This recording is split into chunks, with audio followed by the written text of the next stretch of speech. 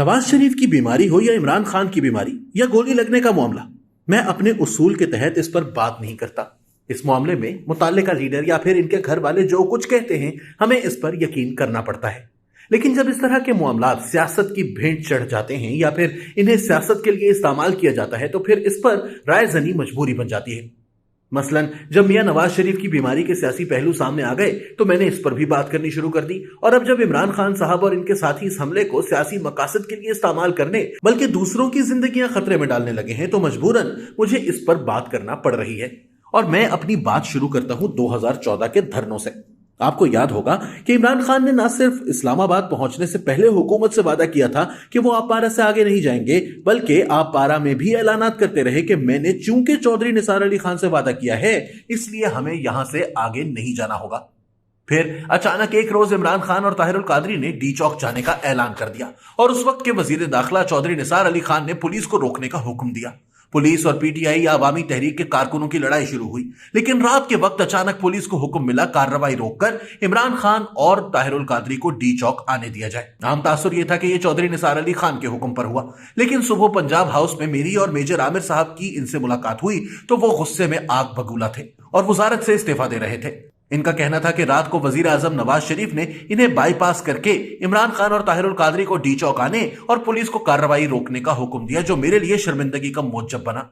तहकीकात से मालूम हुआ कि धरने का स्क्रिप्ट लिखने वालों ने धरने को नतीजा खेज बनाने के लिए कम अज कम 100 लाशें गिराने का प्रोग्राम बनाया था, और जब आईबी ने यह रिपोर्ट नवाज शरीफ को दी तो इन्होंने इंसानी जानों का ज़िया रोकने के लिए रात गए सेक्रेटरी दाखिला शाहिद खान के जरिए पुलिस को पीछे हटने और इमरान खान वगैरह को डी चौक आने के अहकामात चौधरी निसार अली खान को बताए बगैर जारी कर दिए। 2014 के धरने के बारे में ये तो आईबी की रिपोर्ट थी, लेकिन इमरान खान के अब की बार के इस्लामाबाद आजादी मार्च के बारे में पहले से फैसल वोडा जैसे रहनुमा बाखबर कर रहे थे कि ये मार्च खूनी होगा। बदकिस्मती से नवंबर के पहले हफ्ते में जब वो वजीराबाद से गुजर रहे थे तो इनके कंटेनर पर एक नौजवान ने फायरिंग कर दी, जिसमें इमरान खान तो जख्मी हो गए, लेकिन इनकी पार्टी के एक कारकुन मौजम गोंदल गोली लगने से जाबहक हो गए। इमरान खान पर फायरिंग करने वाले नौजवान नवीद को मौका पर इमरान खान के एक जाननिसार ने दबोच कर जिंदा गिरफ्तार कर लिया, और इन्हें इमरान खान और परवेज इलाही के जेरे कंट्रोल पुलिस ने अपनी तहवील में ले लिया। इस तरह के मामलात में पुलिस सिर्फ सरकारी अस्पतालों की रिपोर्ट को कबूल करती और पोस्टमार्टम वगैरह के लिए भी सरकारी अस्पतालों से रिजू किया जाता है। लेकिन करीबी सरकारी अस्पताल,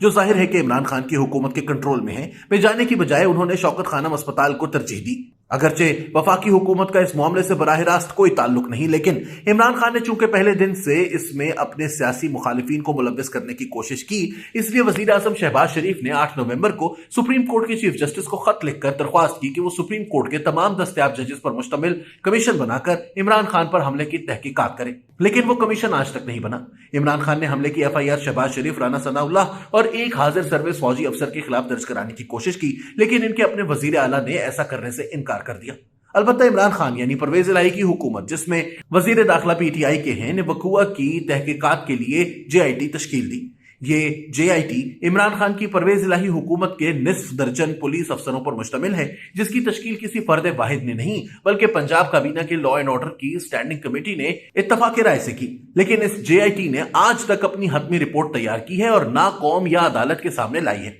सवाल यह है कि 2 माह के अरसे में पंजाब हुकूमत की जेआईटी अपने ही लीडर इमरान खान पर होने वाले कातिलाना हमले की रिपोर्ट अब तक क्यों तैयार ना कर सकी। इमरान खान दरमियान में इस्लामाबाद से पिंडी मुंतकिल होने वाले जलसे से खिताब के लिए आए, लेकिन यहां से फिर जमान पार्क चले गए। जमान पार्क में वो रोजाना कोई ना कोई ऐसा बयान जारी करते या इंटरव्यू देते हैं जिसकी वजह से वो टॉक शोज का मौजू बन जाते हैं। गुज़िश्ता रोज उन्होंने निजी टीवी को इंटरव्यू देते हुए इल्जाम आयद किया कि साबिक army chief general Qamar Javed Bajwa इन्हें कत्ल करना चाहते थे ताकि इमरजेंसी लगाने के लिए बहाना तलाश कर सके। लेकिन अगले रोज सुबह वजाहती बयान जारी करके पीटीआई मुकर गई, और जब शाम को उन्होंने इस हवाले से प्रेस कॉन्फ्रेंस की तो इनका बराह रास्त नाम नहीं लिया और शहबाज शरीफ, राना सनाउल्लाह और फौज के बाज़ अफसरों को मुर्दे इल्जाम ठहराया। इसी तरह वो जेआईटी रिपोर्ट आने से कबल ये दावा कर रहे हैं कि हमला आवर एक नहीं बल्कि 3 थे। वो और इनके हामी अब एक सीसीटीवी फुटेज को भी अपनी साजिशी बयानी के सबूत के तौर पर पेश कर रहे हैं, जिसमें डीपीओ गुजरात सैयद गजनफर अली शाह के हुक्म पर एसएचओ मुल्जिम नवीद का इकबाली बयान रिकॉर्ड करवा रहे हैं।